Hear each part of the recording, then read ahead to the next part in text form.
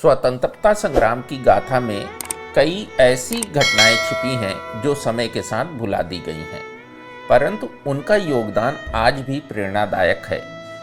इनमें से एक है कर्नल एन.एस. सिप्सन की हत्या, जो 18 दिसंबर 1930 को कोलकाता के राइटर्स बिल्डिंग में हुई। इस साहसी कृत्य को अंजाम दिया 3 युवा क्रांतिकारियों ने, जिनका नाम है बेनॉय कृष्ण बसु, बादल गुप्ता और दिनेश गुप्ता। इनके बलिदान ने ब्रिटिश शासन की नींव को हिलाकर रख दिया और स्वतंत्रता की ज्वाला को तेज किया। स्वतंत्रता संग्राम के अनसुने किस्से में आज कहानी क्रांतिकारी बेनॉय, बादल और दिनेश के साहस की। तो चलिए शुरू करते हैं आज की कहानी। Colonel NS. सिप्सन उस समय बंगाल के जेलों के महानिरीक्षक थे। वे अपनी क्रूरता और अमानवीय व्यवहार के लिए कुख्यात थे। जेल में बंद स्वतंत्रता सेनानियों को यातनाएं देना और उनके साथ अत्याचार करना उनकी दिनचर्या थी। एक दिन उन्होंने सुभाष चंद्र बोस पर भी हमला करवाया, जिसमें सुभाष चंद्र बोस के कई साथी घायल हुए। उनकी यह क्रूरता ही उनके अंत का कारण बनी। सिप्सन ब्रिटिश शासन के लिए एक मजबूत स्तंभ थे और उनकी मृत्यु से शासकों में भय का माहौल बन गया। तीनों क्रांतिकारी बेनॉय, बादल और दिनेश बंगाल के युवा थे, जिन्होंने अपने साहस से इतिहास रचा। ये सुभाष चंद्र बोस द्वारा स्थापित बंगाल वॉलंटियर्स के सदस्य थे, जिसका गठन 1928 में कांग्रेस के कलकत्ता अधिवेशन के दौरान हुआ था। इसका उद्देश्य युवाओं को क्रांतिकारी गतिविधियों के लिए तैयार करना था। 11 सितंबर 1908 को मुंशीगंज में जन्मे बेनॉय कृष्ण बसु एक प्रतिभाशाली छात्र थे। उन्होंने ढाका विश्वविद्यालय से स्नातक की उपाधि प्राप्त की थी और बाद में स्वतंत्रता संग्राम में कूद पड़े। वहीं 1912 में ढाका के निकट पुरुलिया गांव में जन्मे बादल गुप्ता अपने चाचा धरानी नाथ और नागेंद्र नाथ गुप्ता से प्रभावित होकर क्रांतिकारी बने। जबकि 6 दिसंबर 1911 को मुंशीगंज के जोशोलोग गांव में जन्मे दिनेश गुप्ता ढाका कॉलेज में पढ़ाई के दौरान बंगाल वॉलंटियर्स में शामिल हुए। इन तीनों युवाओं में देशभक्ति की ऐसी भावना थी कि वे अपने प्राणों की परवाह किए बिना स्वतंत्रता के लिए लड़ने को तैयार थे।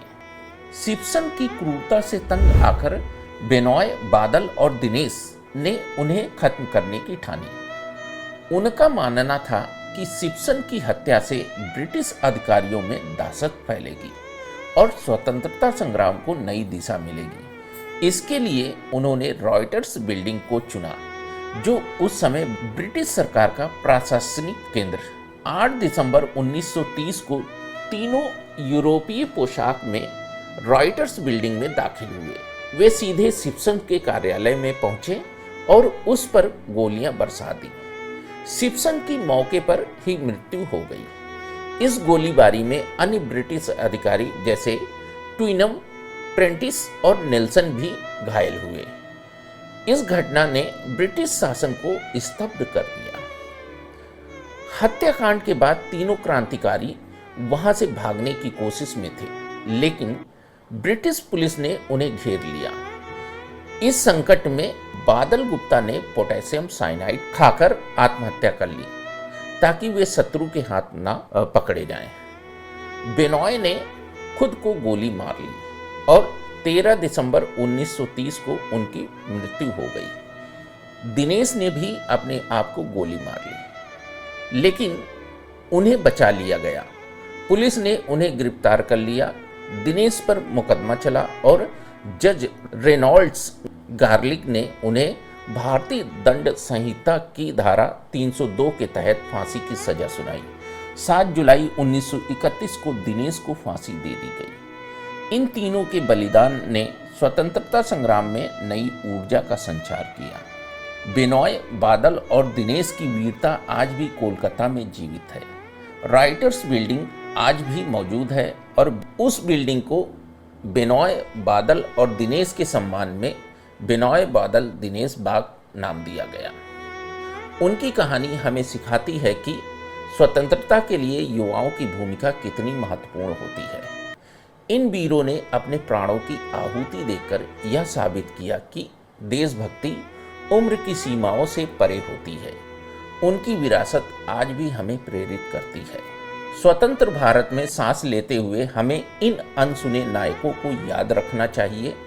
बिनॉय बादल और दिनेश की कहानी सिर्फ एक घटना नहीं, बल्कि यह एक संदेश है कि स्वतंत्रता संग्राम में हर छोटा बड़ा योगदान मायने रखता है।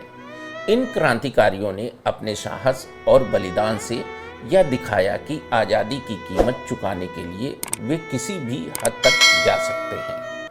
उनकी यह गाथा हमें हमेशा प्रेरित करती रहेगी। तो दोस्तों, यह थी क्रांतिकारी बिनॉय बसु, बादल गुप्ता और दिनेश गुप्ता की कहानी। ऐसी और कहानियाँ सुनने के लिए बने रहें हमारे साथ। जय हिंद, जय भारत, वंदे मातरम।